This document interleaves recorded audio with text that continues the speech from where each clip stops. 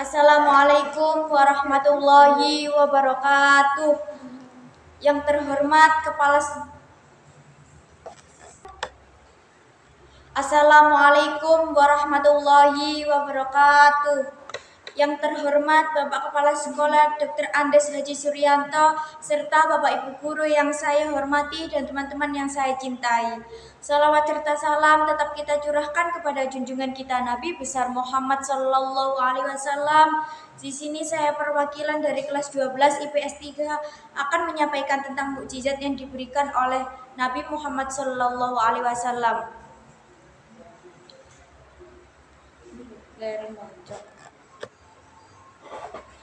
Mukjizat adalah kemampuan luar biasa dari Allah Subhanahu wa Ta'ala untuk para nabi dan rasulnya. Mukjizat dapat digunakan untuk mendukung kebenaran kenabian seorang nabi dan kerasulan seorang rasul. Selain itu dapat melemahkan lawan-lawan atau musuh-musuh yang meragukan kebenaran nabi dan rasul. 1. Al-Quran. Al-Quran merupakan mukjizat terbesar yang diberikan Allah kepada Nabi Muhammad SAW.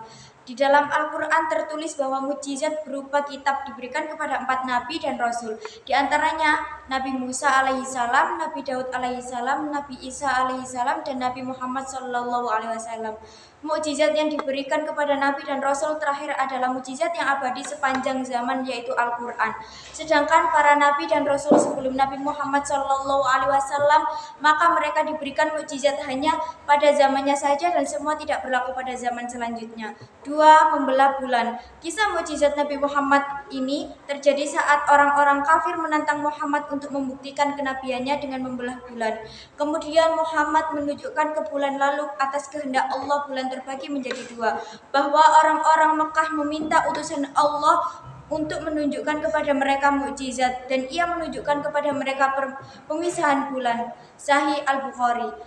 3. Air mengalir dari jemari tangannya. Mukjizat Nabi Muhammad lainnya yakni air mengalir dari jemari tangannya. Pada hari Al-Hudaybiyah perjanjian, orang-orang menjadi sangat haus. Setelah menyelesaikan wudhu, orang-orang bergegas menuju Muhammad.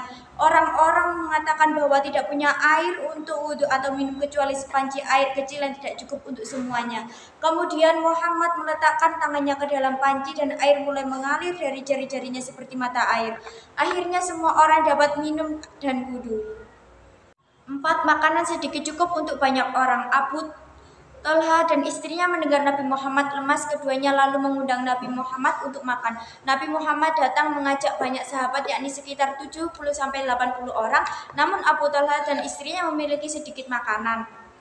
Sebelum acara makan dimulai, Nabi Muhammad mendoakan makanan yang dihidangkan. Setelah itu para tamu diminta makan bergantian. Yang pertama makan adalah 10 sahabat, lalu 10 sahabat berikutnya, kemudian 10 sahabat berikutnya, dan seterusnya. Akhirnya semua sahabat yang datang makan sampai kenyang. Setelah itu barulah Nabi Muhammad dan keluarga Tolha makan hingga kenyang.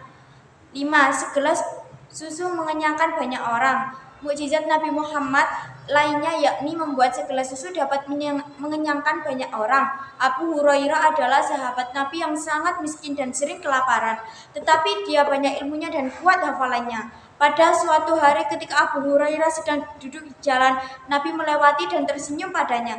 Beliau sangat mengerti akan penderitaan Abu Hurairah. Lalu Rasulullah meminta Abu Hurairah mengikutinya. Hurairah pun mengikuti permintaan Rasulullah sampai ke rumahnya. Kemudian Rasulullah menemukan segelas susu dan bertanya pada istrinya, "Dari mana susu tersebut?" Istrinya menjawab, "Dari fulan." Rasulullah lalu memanggil Abu Hurairah dan memintanya untuk memanggil Ahlus Suffah atau sekumpulan sahabat yang ditinggal masjid Rasulullah. Abu Hurairah segera memanggil Ahlus Suffah. Mereka pun datang ke rumah Rasulullah. Rasulullah lalu meminta Hurairah untuk membagikan susu kepada mereka.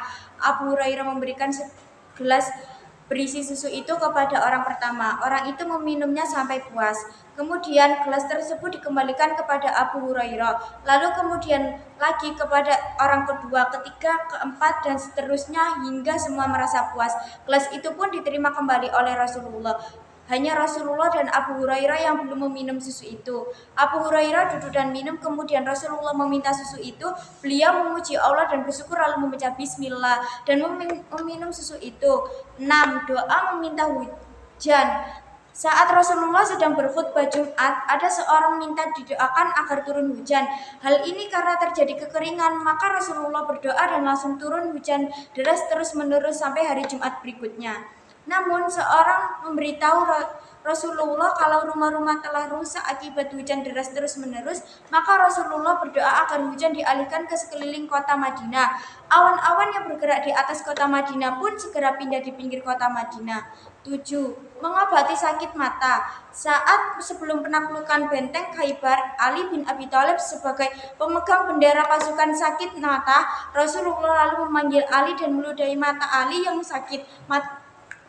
Mata Ali sembuh dan terlihat tidak pernah sakit mata. 8. Ramalkan istri. Rasulullah dapat meramalkan istrinya yang paling rajin bersedekah akan meninggal tidak lama setelahnya.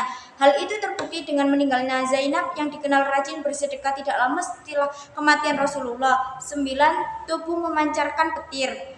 Tubuh Muhammad memancarkan petir. Hal ini terjadi lantaran akan dibunuh oleh Syaiban bin Utsman pada perang Hunain. 10.